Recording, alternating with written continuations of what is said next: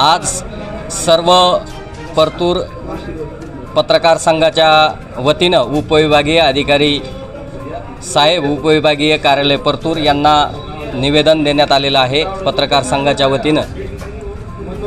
संदर्भ आणि विषय जो आहे तर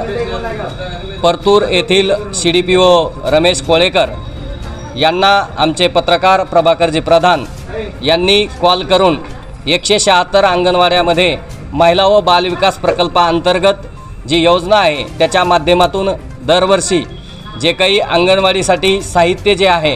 तर त्यामध्ये साहित्य सोलार बसवणे असेल, त्याचबरोबर अंगणवाडीला भांडे, त्याचबरोबर काही खुर्च्या टेबल हे इत्यादी साहित्य वाटप केले जाते। आणि याच पत्रकाराच्या अनुषंगाने बातमीच्या वार्तांकनाच्या अनुषंगाने त्यांना कॉल केला। त्यांना सविस्तर विचारणा केली असता त्यांनी सांगितलं की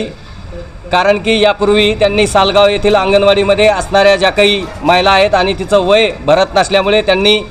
महिला व बालविकास प्रकल्प जालना तसेच जिल्हाधिकारी कार्यालय जालना उपविभागीय अधिकारी कार्यालय परतूर यांना विविध निवेदनं देऊन त्याचा भांडाफोड केल्यामुळे एक मनात राग धरून त्यांनी रमेश कोळेकर यांनी त्यांना सांगितले की आता मी जे आहे तर तुमचं जे नाव आहे तर मी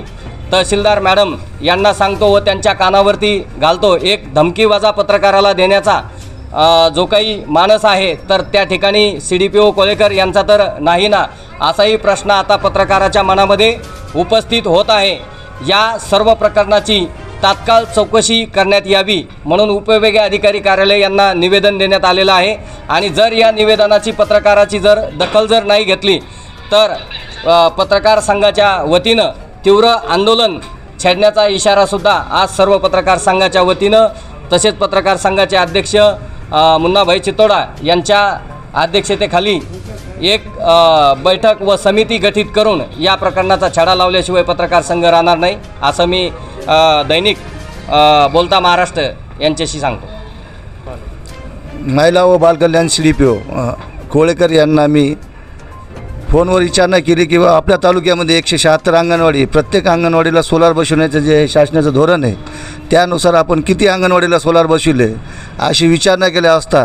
त्यांनी मला मॅडमला सांगतो माझ्या जीवाला मॅडम व कोळेकर यांच्यापासून जीवाला धोका आहे, उद्या चालून माझ्यावर खोट्या केसेस मला माझे कोणाच्या हाताने सुपारी देऊन मला जीव मारण्याचा प्रयत्न होऊ शकते। तरी संबंधित प्रकरणी माननीय उपविभाग अधिकाऱ्यांनी तात्काळ दखल घेऊन या दोघांची चौकशी करून पुढील कारवाई करण्यात यावी, नसता परतूर पत्रकार संघाच्या वतीने आम्ही तीव्र आंदोलन छेडू असं मी या प्रसंगी सांगतो।